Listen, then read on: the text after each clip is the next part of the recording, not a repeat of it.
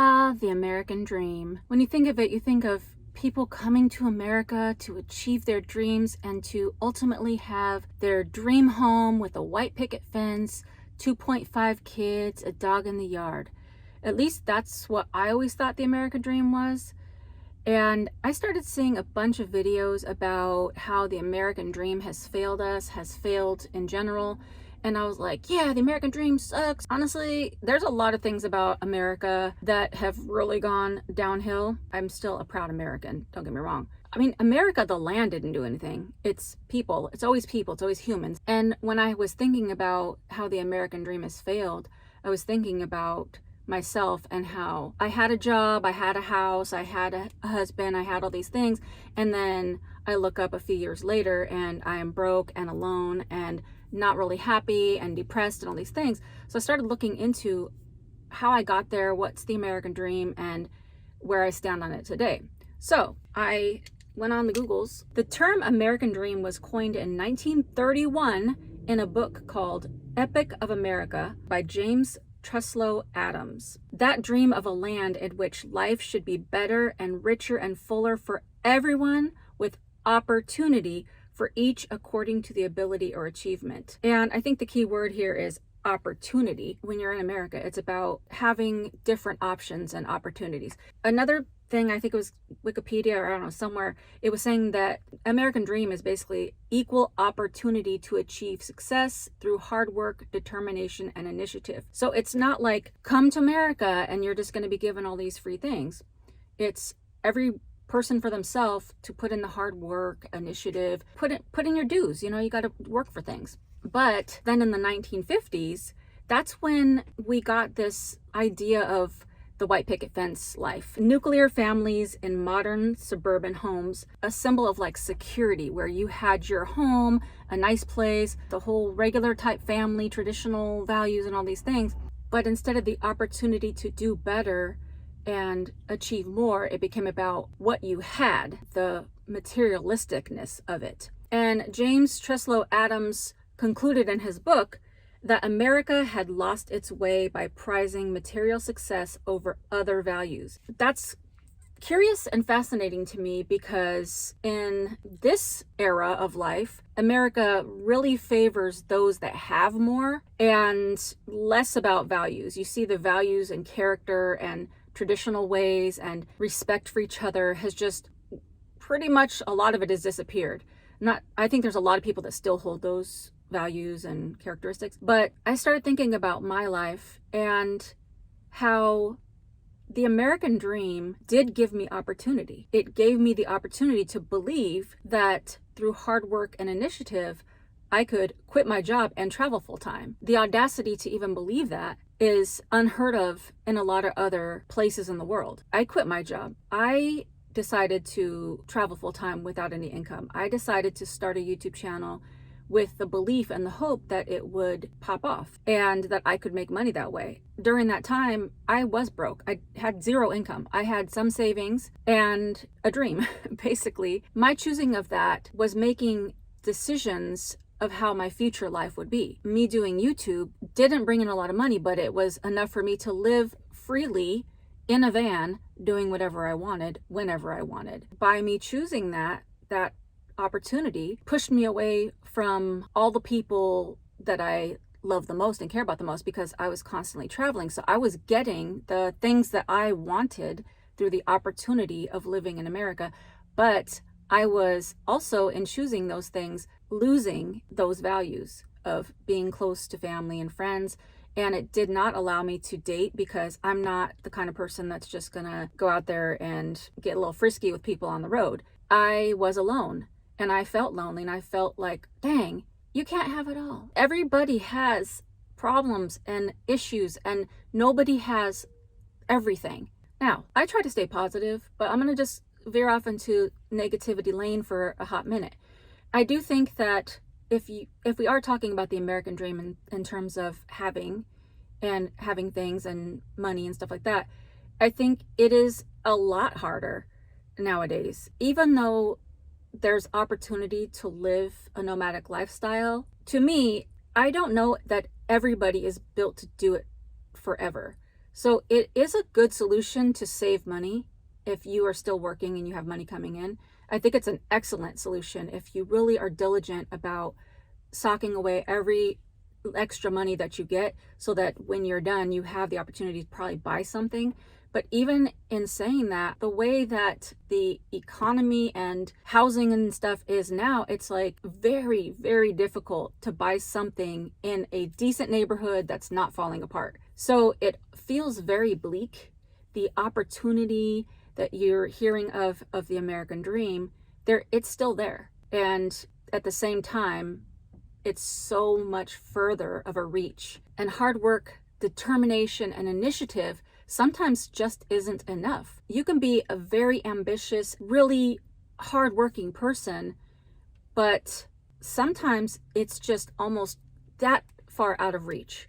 At the same time, there's still opportunity. So I know those are conflicting ideas, but two ideas can be true at the same time. So I say all this to say that the American dream, as it was initially put out there, is still alive and it's still there. I had a change in my mind that it may not be what I want it to look like. I thought, okay, I'm going to live on the road and just be free and do whatever I want, whenever I want. Then I also want a husband and I also want a house so I have stability to go back to. And I also want this and I also want that. And we can want all we want, but it doesn't really always work out that way. So it's not about like settling, but it is about setting expectations that aren't going to disappoint you in the end.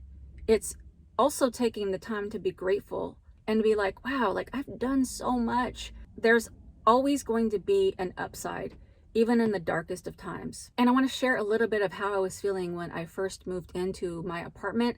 And I looked around and I was like, I don't have anything because I either gave away or sold pretty much everything I owned when I started living on the road. At first I was feeling a little sad because my apartment was so bare, but I try to turn it around and think of the positives and think of gratitude. Psst.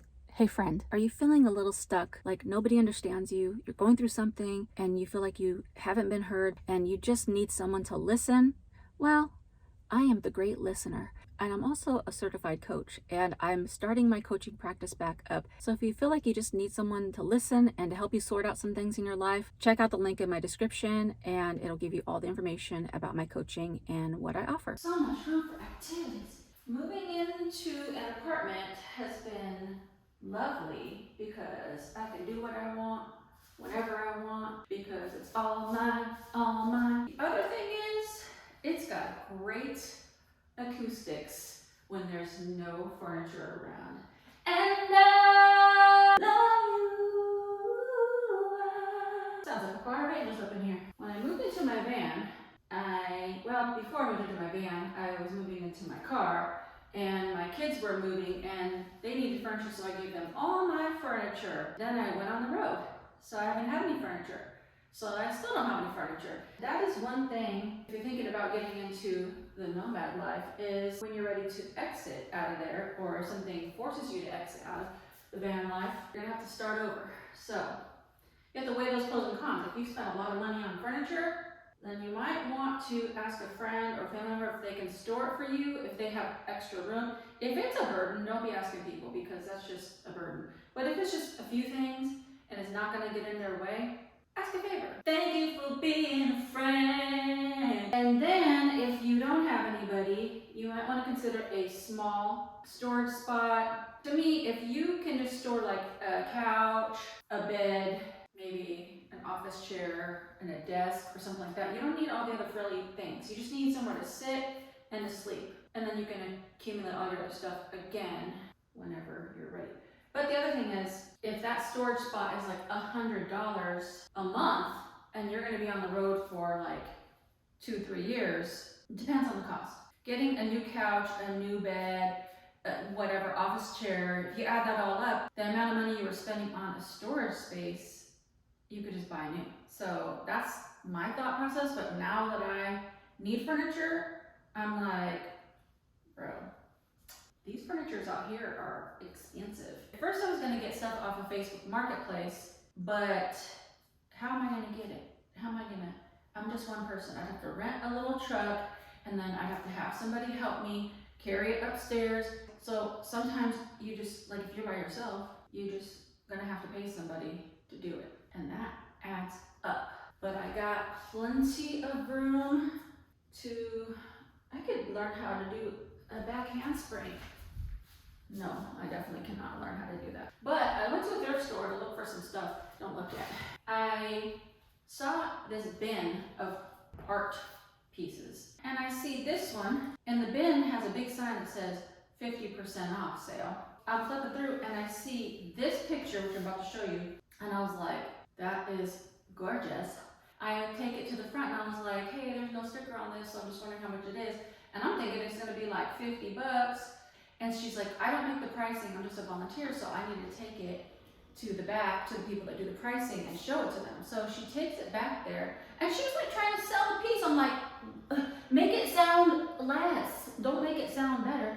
So it's this beautiful picture of the Eiffel Tower. So she's like, oh my gosh, this is not a print, it's actually hand painted. You can feel the texture of somebody painted this. She's like, and it's also signed. It's got like a little sticker on the back for like an art place. Bro, it's nice and big too. She didn't say it, but she was like, basically like, it should be expensive. And I'm like, stop. So the person in the back, they were just like, I think it should be $15. That means it's $7.50, bro. Got this for $7.50. This is big. Look how tall this is. So anyways, I don't even know if this is my style, but I had to have it for $7.50. That's my story for today. I just want to say that the American dream is what you make it. It is a nightmare for a lot of people. When you try to like get more, it becomes a bad thing, a problem, because you're going to continually spend your whole life trying to strive for things instead of putting your priority on relationships, people, experiences. And that's all I have to say for now. 'Cause I'm your lady whenever you reach for me. So I don't think the American dream is dead. I just think it's harder to attain. If you shift your mindset, you can still make the most of your life and still do a lot of things that you desire. The end. Snack time.